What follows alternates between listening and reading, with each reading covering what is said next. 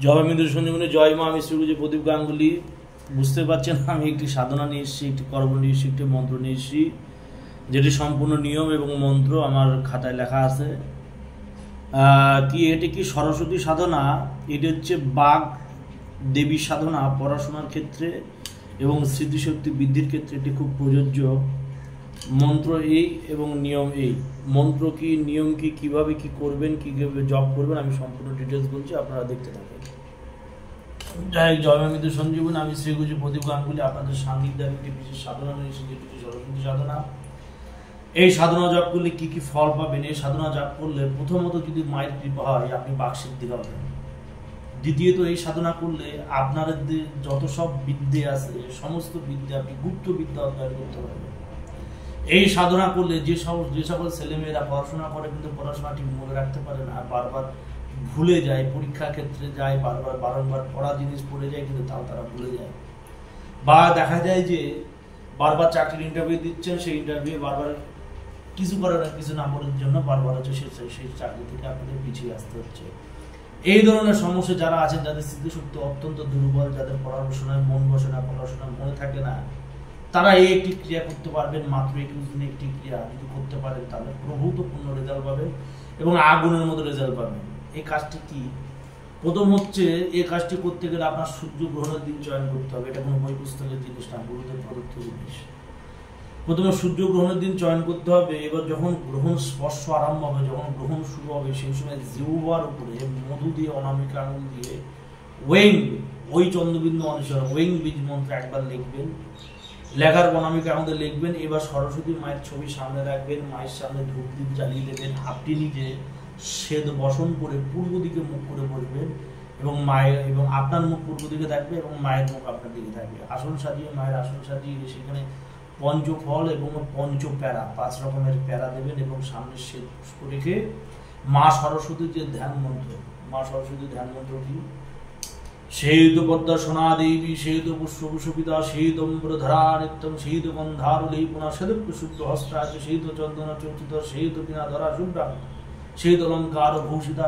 মা সরস্বতীর ধ্যান মন্ত্র ইউটিউবে গুগলে সার্চ দেবেন, মা সরস্বতীর ধ্যান মন্ত্র হাতে শ্বেত পুষ্প নিয়ে প্রণাম করে মায়ের শ্রীচরণ নিবেদন করবেন গ্রহণ স্পর্শকালে। এবং মা সরস্বতীর যেটি হচ্ছে বীজ মন্ত্র ওয়েং সরস্বতী নমঃ। প্রথমে বীজ মন্ত্র ওয়েং, যে শুধু ওই চন্দ্রবিদ অনেশ্বর জীবর লিখবেন। এবার কি করবেন? তুলসী মালায় প্রথমে মাকে হচ্ছে গিয়ে পুষ্প অর্ঘ্য দিলেন সরস্বতীর ধ্যান মন্ত্র দিয়ে। এবার হচ্ছে গিয়ে মায়ের যে বীজ মন্ত্র ওয়েং সরস্বতী নমঃ, এই মন্ত্র 108 বার তুলসী মালায় জপে নেবেন। জপে নেওয়ার পর যে উক্ত মন্ত্র নিয়ে আমি চলে এসেছি, যেটি বাগদায়িনী মন্ত্র, যেটির মাধ্যমে আপনারা পড়াশোনা, স্মৃতিশক্তি বৃদ্ধি এবং মা সরস্বতীর বিশেষ কৃপা পাবেন, কৃপা লাভ পাবেন।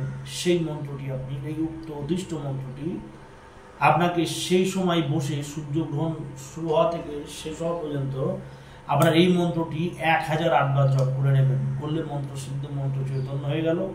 এবার প্রতিদিন প্রাতকালে সূর্যগ্রহণের পরের দিন থেকে সকালবেলা স্নানাদি সমর্পণ করে শ্বেত বসন পরিধান করে মা সরস্বতীর সেই ছবির সামনে যে শ্বেত পুষ্প ধূপকাঠি জ্বালিয়ে নিয়ে হাতে শ্বেত পুষ্প নিয়ে আবার মায়ের সেই ধ্যান মন্ত্র জপ করার পর এই বীজ মন্ত্র তুলসী মালায়, বীজ মন্ত্র অর্থাৎ যে মন্ত্রটি আমি বলছি, এই মন্ত্র তুলসী মালায় 108 বার অর্থাৎ 1 মালা জপ করবেন। এইভাবে 21টা দিন আপনি কাজ করবেন। সকালবেলা প্রাতকালে এই একটা দিন প্রতিদিন একই সিস্টেমে কাজ করে যাবেন।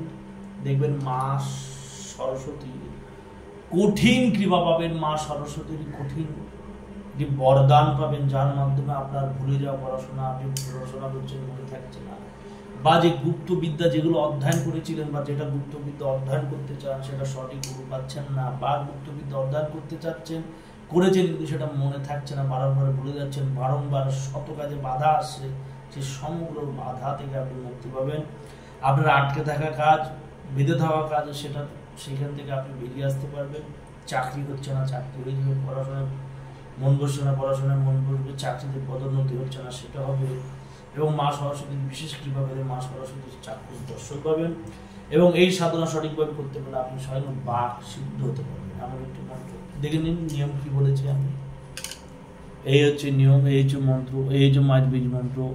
ওং হ্রিং শ্রিং এং হ্রিং শ্রিং এং বদ বদ বাগদায়িনী বাগদায়িনী ভগবতী সরস্বতী তুষ্ট তুষ্ট তুভ্যং নমঃ। আবার ওম হ্রিং শ্রিং এং হ্রিং শ্রিং এং বদ বদ বাগদায়িনী ভগবতী সরস্বতী তুষ্ট তুষ্ট তুভ্যং নমঃ। এই 108 বার জপ করতে হবে। যেটা আমি বলেছি সেটাই বলছি। সূর্যগ্রহণের দিন গ্রহ স্পর্শ আরম্ভ হওয়ার সঙ্গে সঙ্গে আপনি